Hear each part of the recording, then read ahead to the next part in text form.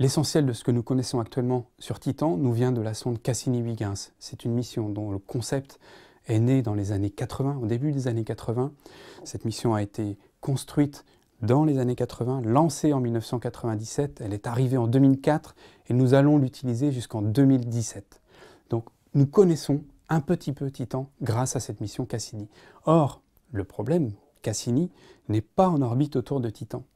Donc elle est en orbite autour de Saturne.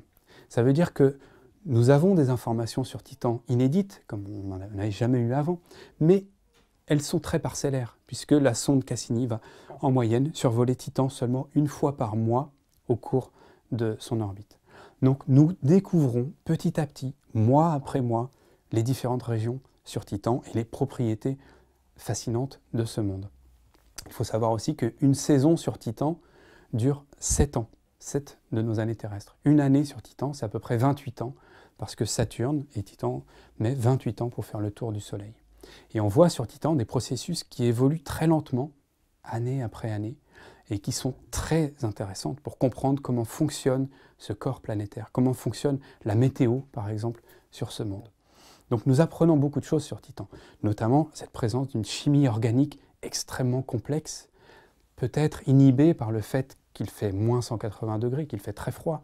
En chimie, plus on chauffe, plus les réactions vont aller vite. Mais on a un monde fascinant et on aimerait bien en savoir plus. Donc actuellement, nous sommes déjà en train de réfléchir à la suite.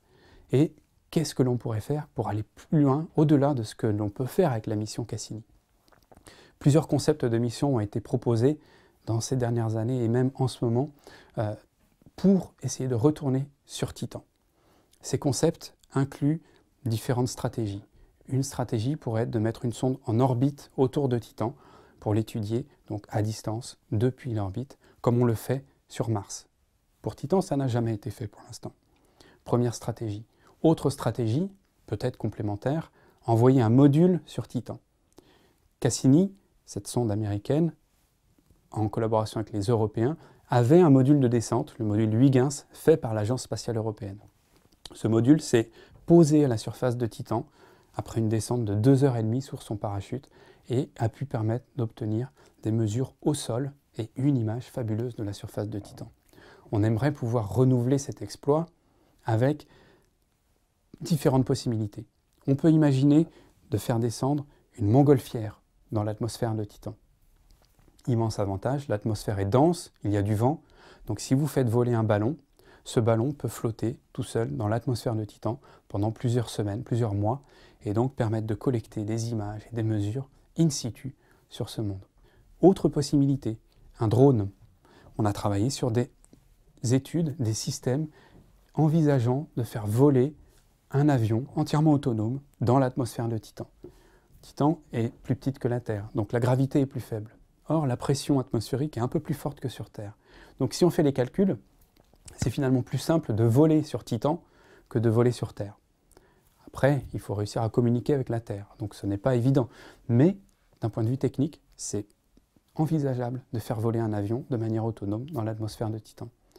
Troisième possibilité, atterrir dans un lac ou dans une mer pour directement pouvoir mesurer, prélever ces hydrocarbures et voir ce qu'ils contiennent, voir quelles sont les molécules qui sont présentes et voir jusqu'où cette chimie prébiotique a pu évoluer.